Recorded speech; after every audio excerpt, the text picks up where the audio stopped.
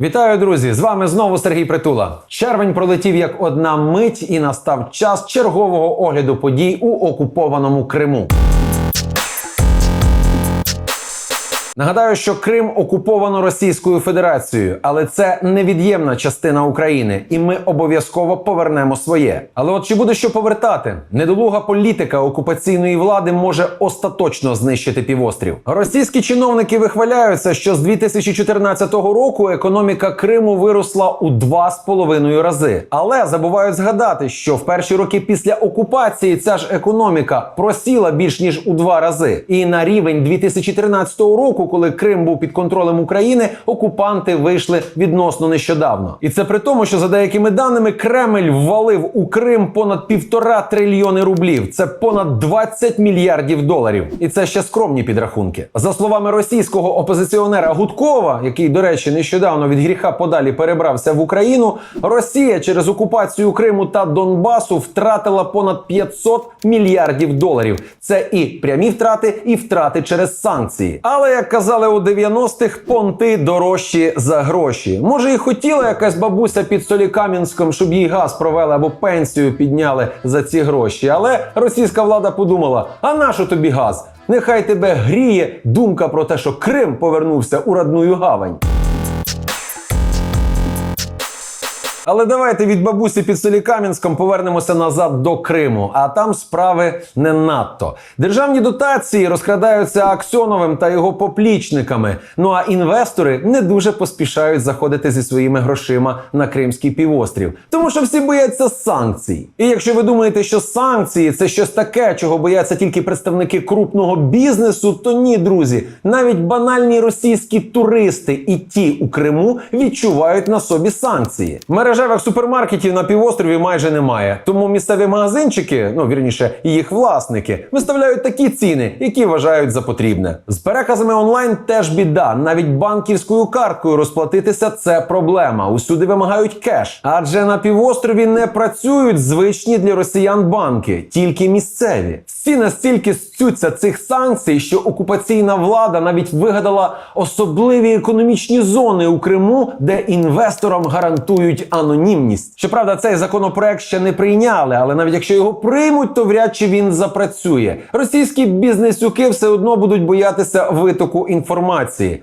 тому що Росія та анонімність – це речі несумісні.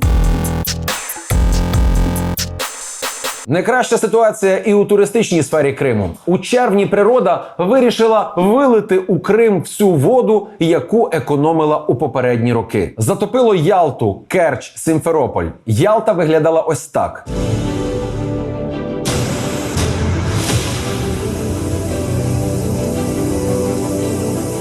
А знамениті пляжі Ялти ось так.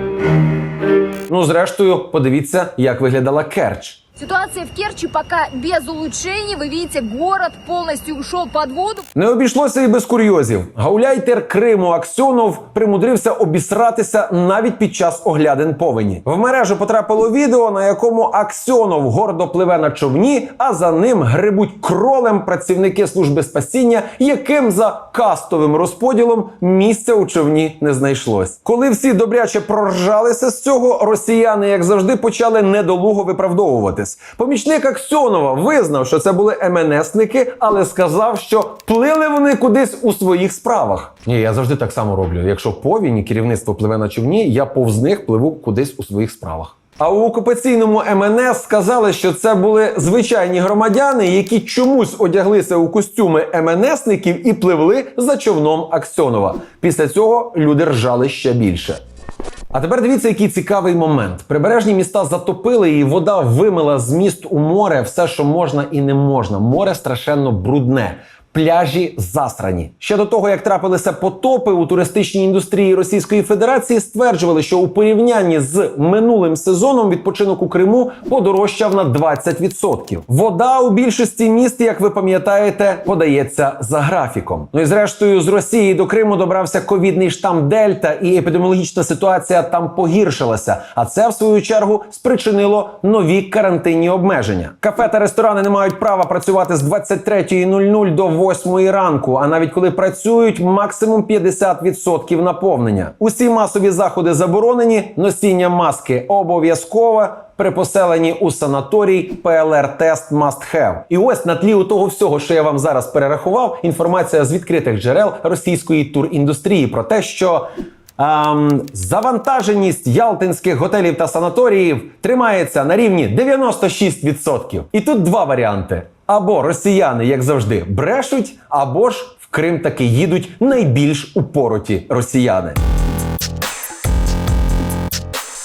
Ну а закінчити цей огляд я хотів би все-таки позитивом та подякою. Я хочу подякувати тим дітям, які продовжують вивчати українську мову у кримських школах. Таких дітей наразі 214, і це всього лиш 0,1% від загальної кількості кримських учнів. З одного боку, це дуже сумно, адже згідно перепису 2001 року в Криму проживало 570 тисяч етнічних українців. А вже за російським переписом 2014 року українців у Криму стало на 200 тисяч менше. Це крапля в морі, але, як казав один герой, хіба не з крапель складається океан. Із цих крапельок розпочнеться відродження української культури у Криму.